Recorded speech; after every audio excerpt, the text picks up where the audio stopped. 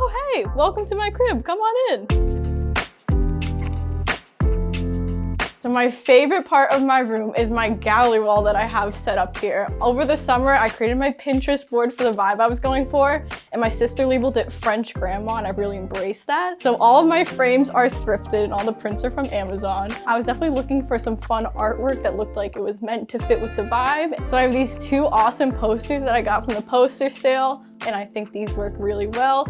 Of course, I have my two Snoopy stuffed animals. My theme on the floor is Snoopy, so I had to bring them. This is my Pooh Bear that I've had since I was 6 days old. He's been coming to college for the last 3 years, getting his education too, and I think he'll be with me for the rest of my life if I'm being honest. It's really nice to have that piece of home, and I always tell my residents don't be embarrassed about having their stuffed animals because it's really comforting to have something like that. As an RA, I have a single to myself.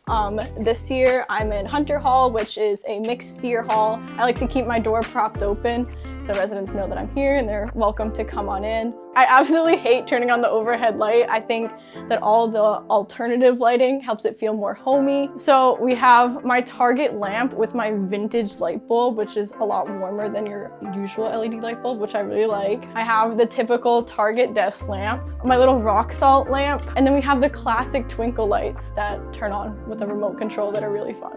Over here, one of my coolest things in my room that I always get the compliments on is my mini fridge and microwave setup. The fridge was a gift from my sister as a part of my graduation, and then I had to get the matching microwave to match it. I think it's really fun how everyone's own personality kind of comes through in their decor that they choose. I feel as though mine is rather cohesive because I live in a single without a roommate, where you can definitely tell when two people have very different personalities. But it's always fun to see how your personality shines through in what you choose to display in your room. Hey, thanks for stopping by Hunter Hall. I'll see you around campus.